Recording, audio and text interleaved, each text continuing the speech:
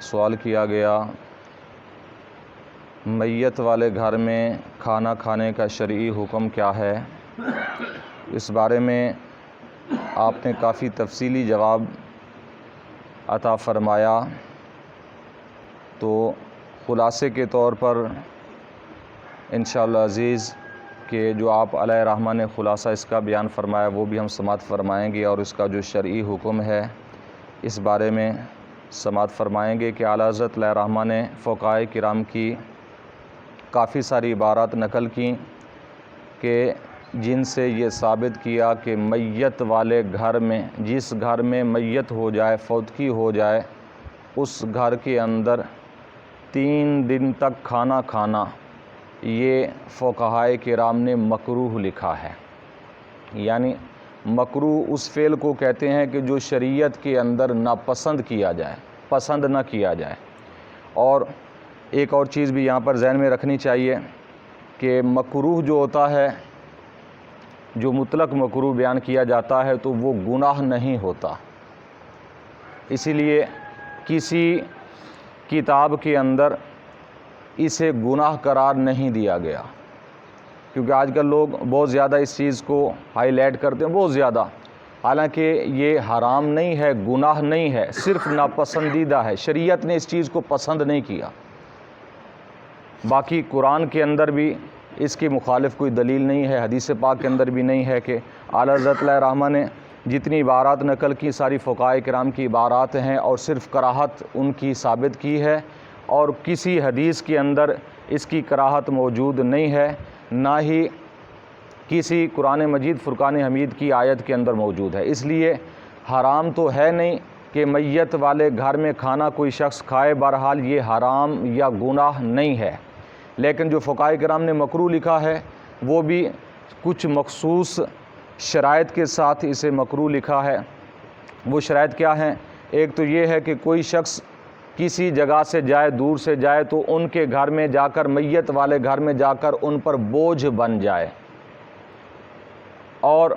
وہ بیچارے مجبور ہو جائیں، چاہتے نہ چاہتے ہوئے اس کی مہمان نوازی کرے، اس طرح کا بوجھ بن جائے ان پر، تو اس وجہ سے بھی مکروہ ہے کہ ایک تو وہ اپنے غم کی حالت میں ہیں اور میت ان کے گھر میں ہو گئی، اس وجہ سے وہ مصروف اور مشغول ہیں، تو دوسری طرف سے یہ وہاں جا کر مہمان بن جائیں تو یہ اچھا نہیں، اس لیے اسے ناپسند فقہائے کرام نے لکھا ہے۔ ہاں، اگر جیسا کہ ہمارے ہاں موجودہ زمانے کے اندر ایسا ہوتا ہے کہ میت والے خود ہی کسی کے کہنے کے بغیر ہی اگر اہتمام اپنی مرضی سے کرتے ہیں کھانے کا، اور زبردستی اگر کھلاتے ہیں، تو کھا لینے میں کوئی گناہ یا حرج نہیں ہے۔ ہاں، اس کا طمع کرنا چاہے وہ کوئی بھی ختم ہو، اعلیٰ حضرت علیہ رحمہ نے اور دیگر فقہائے کرام نے یہ لکھا ہے کہ اگر کوئی شخص کسی ختم کے طمع میں رہتا ہے کہ جی فلاں دن فلاں کا ختم ہے، 40ویں کا، جمعرات کا، تو وہاں میں جا کر کھانا کھاؤں گا، یہ دل کے اندر ایک اس کا ایک ویسے ایک طمع ہے، ذہن کے اندر ایک پٹی جو ہے چل رہی ہے کہ جی میں نے جا کر وہاں ختم پر کھانا کھانا ہے۔ ختم کے کھانے کا طمع کر کے جانا اور پہلے ہی سے لالچ ہونا، اس سے فقہائے کرام نے فرمایا کہ دل مردہ ہو جاتے ہیں۔ اب ویسے اگر کسی نے اچانک بلایا ہے کھانا کھانے کے لیے تو کھا لیں، تو کوئی اس میں حرج یا گناہ نہیں ہے، تو دل مردہ ہو جاتے ہیں۔ یہ بھی یعنی اس حالت میں بھی اگر کوئی کھانا جا کر کھاتا ہے، لالچ کرتا ہے، طمع بھی کرتا ہے، پھر بھی حرام بہرحال نہیں ہے، لیکن اس کا ایک دنیا کے اندر اس کی وبا یہ ہے، نقصان اس کا یہ ہے کہ دل مردہ ہو جاتے ہیں، جو ہمیشہ ختم کا کھانا کھاتے ہیں اور اسی کے طمع میں اور لالچ میں رہتے ہیں، ان کے دل مردہ ہو جاتے ہیں، اور ایسے مردہ ہو جاتے ہیں کہ قرآن و حدیث کی کوئی بات ان پر اثر انداز نہیں ہوتی، موت کو وہ خود بھول جاتے ہیں، قبر کو، حشر کو بھول جاتے ہیں۔ تو یہ خلاصہ کلام ہے مکروہ ہونے کے حوالے سے۔ تو ایک اور چیز بھی یہاں پر ذہن میں رکھیں کہ ہمارے ہاں یہ تو صرف مکروہ ہے، یہ بات میں واضح طور پر کہہ رہا ہوں کہ اگر کسی کو اس چیز پر ہے اعتراض نہیں کہ یہ بہت بڑا گناہ ہے، تو کسی ایک کتاب کا کوئی حوالہ اگر پیش کر دیں، کسی کو بھی، جو بہت کہ کئی لوگ اسے بہت زیادہ ہائی لائٹ کرتے ہیں، تو کسی ایک کتاب کے اندر اسے گناہ صغیرہ بھی ثابت کر دیں تو ہم مجرم ہوں گے۔ جو چور کی سزا وہ ہماری سزا، گناہ بھی کسی نے نہیں لکھا، اور نہ گناہ ہے، صرف ناپسند ہے۔ کتنے ایسے مکروہ کام ہیں کہ شریعت نے اسے ناپسند کیے ہیں۔ ہاں، جو گناہ بنتا ہے وہ حرام ہوتا ہے، جو کام حرام ہے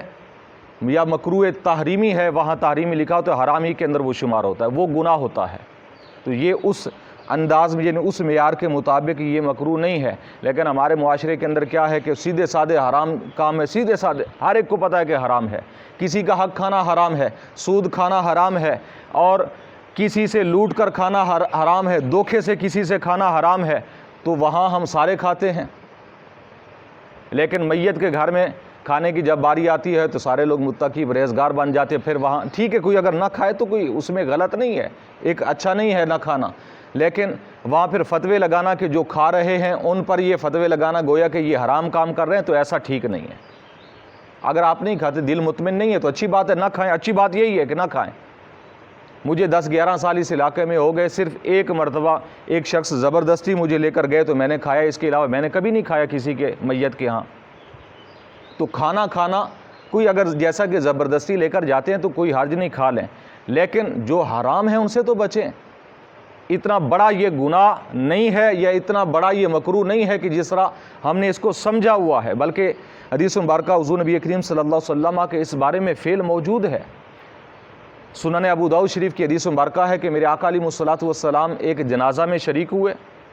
ایک شخص کی نماز جنازہ پڑھائی آپ علیہ الصلوۃ والسلام نے، اور نماز جنازہ پڑھانے کے بعد تدفین تک آپ علیہ الصلوۃ والسلام اس قبر پر رہے، اور قبر کے متعلق بھی بتاتے رہے کہ قبر اس طرح بناؤ، اس طرح بناؤ۔ یہ ابو داؤد شریف کی حدیث پاک ہے۔ اور اس کے بعد آپ علیہ الصلوۃ والسلام نے تدفین کے جب مراحل کمپلیٹ ہو گئے تو اس